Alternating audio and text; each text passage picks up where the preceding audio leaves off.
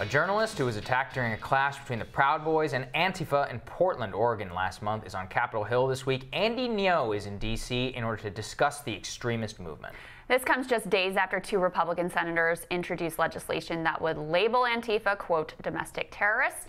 Andy was one of three people who ended up in the hospital after being beaten in the June brawl. Police later made 3 arrests in connection with the incident. And Andy joins us now to discuss his visit to Capitol Hill, as well as continued clashes between Antifa and the far right. He's an editor at Quillette. Andy, it's great to have you here. Thanks for coming. It's a pleasure. Thank you. First of all, how are you doing? As your viewers can see, the cuts and bruising on my face have mostly healed. The most serious injury to me was my brain in the course of the mob beating. So going forward, I will be having various forms of neurophysical therapy and speech therapy to address some of the neurological challenges that I'll be having. Andy, it's been 3.5 weeks since you've been attacked. Has the mayor of Portland, the city of Portland, done anything to bring anybody to justice? You mentioned in the introduction that there were 3 arrests that day. Those people who arrested were those who had assaulted police officers. In regards to my beating and robbery, there's been no arrests 3.5 weeks later. And I don't want to be cynical about Portland police, but even before the beating on the 29th of June, I had been attacked and doxxed by Antifa before, all of which were reported to Portland police, and nothing was done. Even when a suspect was identified, it had a name, no arrest was made. So it's hard for me to remain confident that they're going to do a thorough investigation and bring these criminals to hold account for what they've done. Yeah. Andy, I wanted to talk to you about your work. Just explain to our viewers, many of whom I'm sure do know you, but some of whom don't, what you do as your work and how you see that work. Like, what do you work on? What's your beat, and what do you want to accomplish with your journalism? So I write about some pretty potentially hot topics, particularly where I live and work in Portland. Hot topics being, I write about far-left militancy, Antifa in this particular instance, and as well as hate crime hoaxes. And because of how politicized these subjects are, and in Portland, I've become, in many quarters, persona non grata. My writings have been published in the Wall Street Journal, the New York Post, the National Review. So I have, one of the things after I was beaten and robbed, I saw that there was disinformation and misinformation put out by Antifa accounts and sympathizers trying to delegitimize my work as a journalist. Because I think even they recognize that it's a very egregious thing when a person of media gets attacked so brazenly. When anyone is. Yeah. Especially, yes. And that's the thing is, Andy, is to them your only crime is putting a camera and showing us all exactly what they are. That's all you've ever done, is you showed up, you took a video of these people acting like the jackasses that they are, occupying this city, beating people up, old, elderly citizens. In many ways, they're the ones who are provocative and who are violent, they're organized, and they're the darlings of media. You have CNN's Chris Cuomo and Don Lemon defending these people, and then they go and attack you, and what? We hear nothing about it. And I think it's infuriating to me to watch what has happened, the smearing of you, and I want to give you a chance to respond to that, because so many left-wing journalists came out after you were attacked, and they basically said he was asking for it, and I want to give you the opportunity to respond to that. Yeah. I've done column writing, so I understand that people may not like the opinions I express on a number of issues. In a functioning liberal democracy, we cannot normalize political violence. And my concern with Antifa is, in one aspect, concern, of course, about the street hooligans who go out and do these almost ritualized forms of violence on the streets.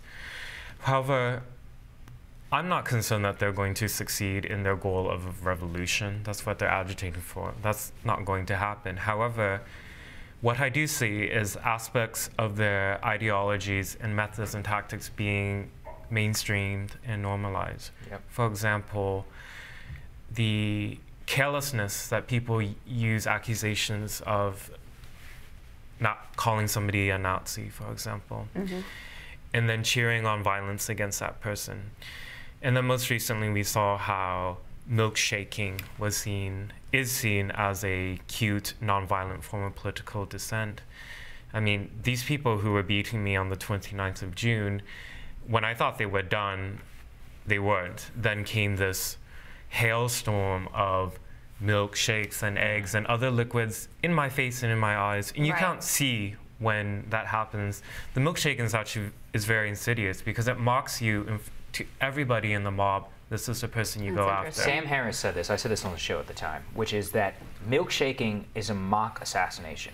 It is an act of where I can invade your space. I have marked you as an enemy of me and my people. You're not safe, basically. And that is what the implicit message is. Yeah. And that's why it's so insidious.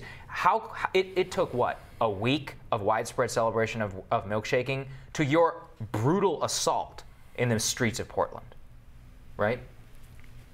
I mean, Andy, one thing I do want to ask you, though, is do you worry, look, if we just look at the numbers outside of Portland, nationwide, right? Antifa, whatever leftist principles they think they're accomplishing, they're a bunch of assholes who are completely counterproductive, and there's no excusing their behavior. It's not something I would ever do. But do you worry that by focusing exclusively on violence on the left, you're creating a sort of false equivalency? Because Antifa, for all their horrible, inexcusable behavior, to our knowledge, they've never killed anyone. Whereas on the right, in the white supremacist movement, another fringe movement, you actually have people who have been murdered by white supremacists. Chris Wray, director of the FBI, was just on Capitol Hill saying that is the #1 threat in terms of domestic terrorism in the country. So do you worry that your work provides a false equivalency? I'm so glad you brought up this point. Thank you. You know, I'm not working to bring some type of parity in this. Yeah. You know, violent extremism is violent extremism.